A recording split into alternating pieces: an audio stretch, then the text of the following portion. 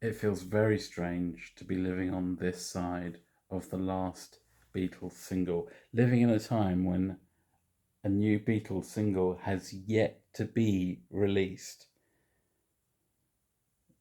I don't know how to encapsulate it. It's exciting, of course it is. And no matter whether they really make the best possible job of this song or they just do what they did last time, we know at least that it's a good song. I think most of us feel that it's quite a good song. I'm 48 years old. When the anthology was released, I was a hardcore Beatle fan of 19 years old. At that time, the anthology series was a bit of a mixed bag. It was exciting, but the singles to me seemed like missed opportunities. They, in particular, Free as a Bird, but they were both jazzed up demos rather than fully realized songs. They didn't take the song and say, okay, we'll use this, we'll use John's content, but we'll kind of switch it around, move this here, maybe put a new section on here to make it into a what sounds like a complete song. With Free as a Bird, it kind of starts off with what to me sounds like a chorus, which comes after the verse. It's kind of sounds like it's come art that free as a bird, which it immediately begins with is just like She Loves You begins with She loves you, yeah, yeah. You know as soon as you hear that you're in the middle of the song, not at the beginning of it. And you're waiting for that beginning to come, which it doesn't. She loves you, but it doesn't come in Free as a Bird. It just never comes and still sounds like a demo. I mean, they put some fantastic harmonies on it, and it came with an amazing video. So, all in all, I think it's fine. But with Now and Then, will we get the same again? Well, they've had a kind of lesson. The protege has taught the master because fans have already released a version of Now and Then, and they took harmonies from existing Beatles songs and used them in a great way to bolster the song. And I think that's what the Beatles are going to do. That's what I've read anyway. Of course, they won't be they won't be doing the same thing as you'll hear on the version that's been knocking around YouTube for 10 or 12 years or longer. But is this really the last thing that we can expect from the Beatles? Well, when the anthology was released,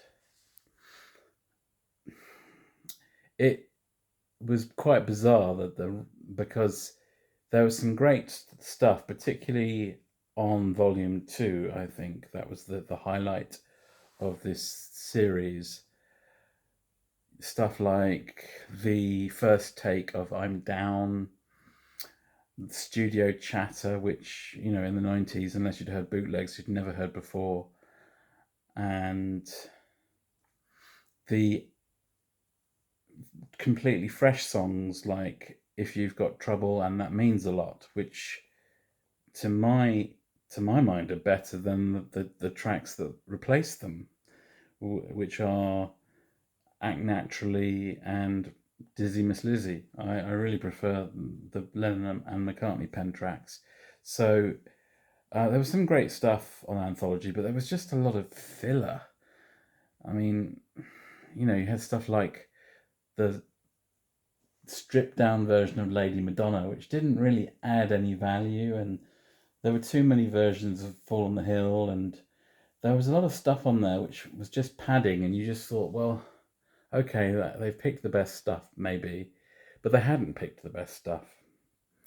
They left some of that for the remixes, which came many, many years later, and it makes me wonder: were they just incompetent? I don't mean that. I really don't mean that in a bad way, but it is a very harsh way of putting it.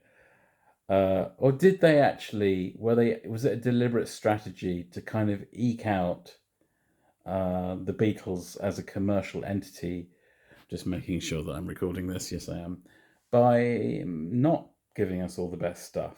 I mean, when the White Album was remixed, they put Revolution 1 on that, which is a really interesting track because uh, it's kind of, sorry, I get the numbers confused. So you've got Revolution on the original Revolution on the White Album, which is a slow track, and then you've got the B side, which is a fast track, and then you've got the long avant-garde track.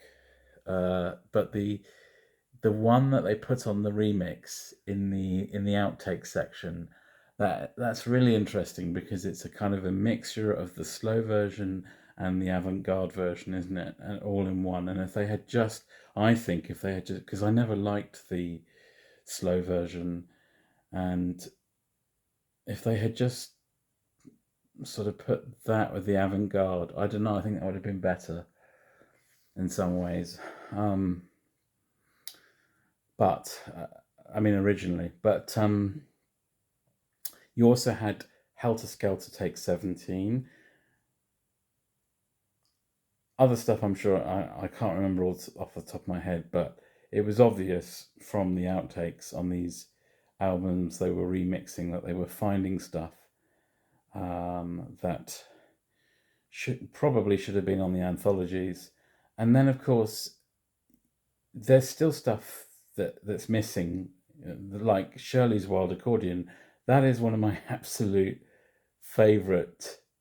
Well, there's not many Beatles instrumentals, but it's one of my favorite Beatles tracks. It is just such a evocative tune. No one talks about it. I mean, you can have a good dig around YouTube. Nobody talks about it. But it should have gone on Magical Mystery Tour. Now, Magical Mystery, if you have a list of things that we could still see appearing in the years to come after this single has been released, well, I would say Magical Mystery Tour is crying out for uh, not a director's cut, because that was their cut, but a proper director's cut. So the problem is that I don't know how much footage they've got. They were filming for 2 weeks, apparently. Has all the footage survived? Were they just switching the camera on when they thought they were, when they were setting up a scene, or did they just keep it running the whole time? It would have made a lot more sense to keep it running. Now that's the great thing about the Get Back sessions. Love him or hate him, um, I've forgotten his name. The love child of that famous director, H.G. Wells. No, that's a writer. Uh, Michael Lindsay Hogg. Love him or hate him, he just stuck that camera absolutely everywhere. That's all you need to do if you're making a documentary, is just gather material, and then in the editing suite, it makes things a lot easier. And I don't know how much they've got for, but that's a project. I think is that needs to be, that would be my dream job. I think I could do a better job. I think that's the fundamental problem with Magical Mystery Tour, is not that it's a bad concept, but that it's just a concept where they just didn't have faith in it. It's like they just kind of run out of steam. Um, Even one of the funny scenes with Nat Jack, where John is chasing these, not John, where this old man is chasing these girls. It's a funny scene, but they didn't finish it. Um, so obviously MMT and the Star Club tapes. That's got to be next, surely, on the list, when they can bring superior technology to bear on those tapes, they will be revealed to be what they are, which is a fantastic snapshot of the Beatles at the tail end of the Hamburg era. And obviously, when they, I wish I'd stopped using the word obviously, when they go to Hamburg for that last gig, they're just switching back into that old mode. They know that they don't want to play differently, so they're kind of thrashing out their songs really quickly, and they sound great. And George went to court to get those tapes stopped, or George is like, he's the one that said, "Don't go on the rooftop. Um, don't record Now and Then. Don't release the Star Club tapes."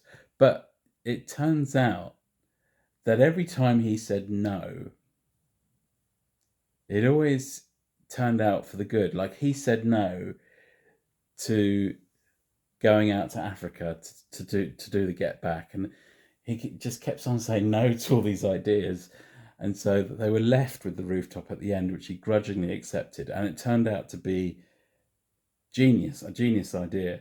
And then saying no to Now and Then was a real downer, because it kind of left us with this lopsided, incomplete feeling with the Anthology 3. But then you get this event where it gets finished now. It's just beautiful. And then the Star Club tapes, obviously, it's better to do that now than back in the 90s, because we need the technology to make that as clean as possible. So what is the missed opportunity with Now and Then? Well, the missed opportunity with Now and Then is, I could just look in the reflection of my TV. Simply that it is Now and Then on the A side and Love Me Do on the B side. I understand the symmetry of it. It's beautiful. Love Me Do is the first song. Yes, Now and Then is the last. Perfect. But it's not really perfect, in the sense that Love Me Do just keeps getting released, and it's their weakest song. It's just, I know it's been relegated to a B-side, but we all know Love Me Do. We've all got a copy of it. We don't need another Love Me Do. And I think if they'd had their thinking caps on, what they should have done was take You Know What to Do. I mean, that's in the title, You Know What to Do, but they didn't know what to do. Take that song and make that into a B-side. That would have been an interesting project. If John, I don't know if John actually played on that song, but if he didn't, I'm sure they could have found some John samples to put on there, and that would have been a really left field and interesting thing to do. And this is, I think, what disappoints me about a lot of Beatle projects post Beatles, is that whilst they have been, it's just wonderful to have got all this fresh content, they have been a little bit conservative and unimaginative in a lot of what they do. I mean, the same applies to the Love Project. I think that was done by Giles Martin. I think Giles Martin, he's inherited a little bit of his dad's cautiousness, and McCartney said about that he wished he'd gone further. And I just generally feel that a lot of Beatle projects, as a fan, I can see things that that should have been done or could have been done that weren't done. Same goes for the Get Back project. Really, I just think if I had been alive at the time, and I would have been sat, if I'd been sat where Michael Lindsay Hogg was, I would have said, "Look, John, that version of Paul's I Lost My Little Girl you're doing, it sounds just like the Velvet Underground. Can't you just do it like the Velvet Underground, because it sounds so good?" and then you've got because the Let It Be album, what it was the content they ended up with was not a complete album. It ended up like the Magical Mystery Tour album. It ended up as an extended EP, not really a proper album. The Magical Mystery Tour ended up as 11 tracks, and I think Let It Be's got 12, but it's really missing 2 or 3 songs, and that's partly why it's a bit ropey. I mean, it's brilliantly ropey, don't get me wrong, and it's got my favourite all-time Beatles song on it, which is I've Got a Feeling. But,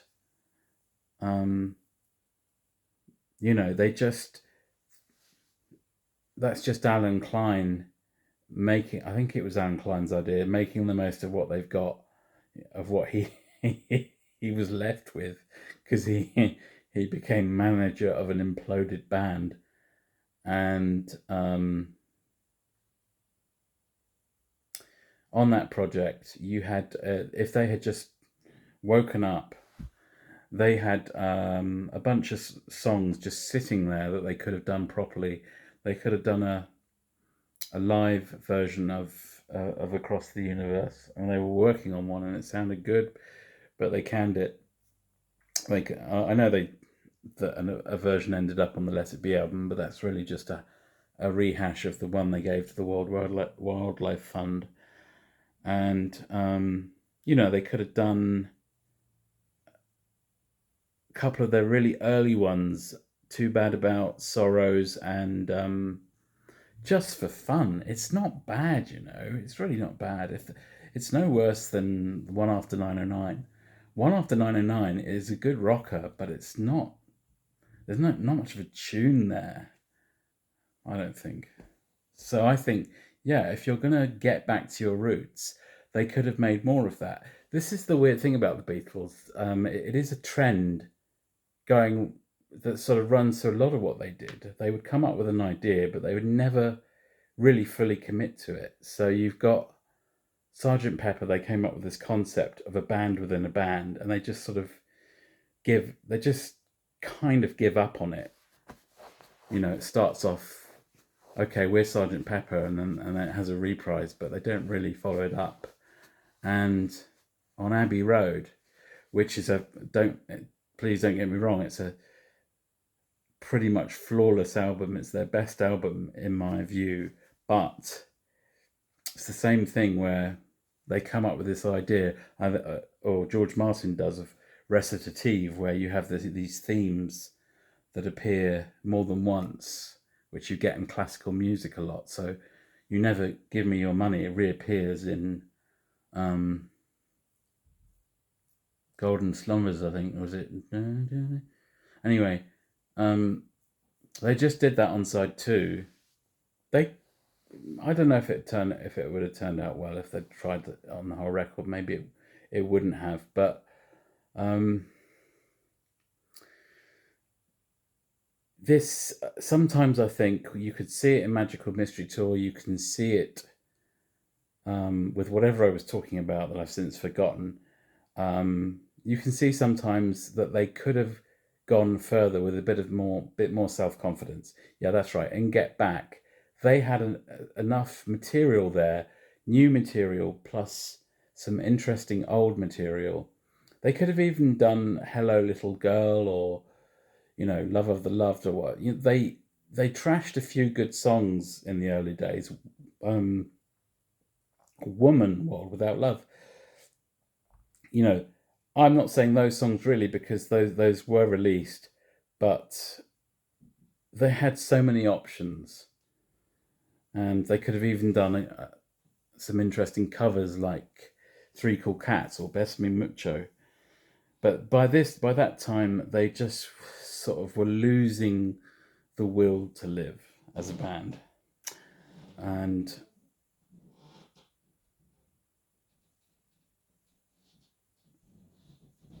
that's my 2 cents on it anyway. So yeah, I think there was a bit of a missed opportunity, but I'm still really thrilled about the whole thing.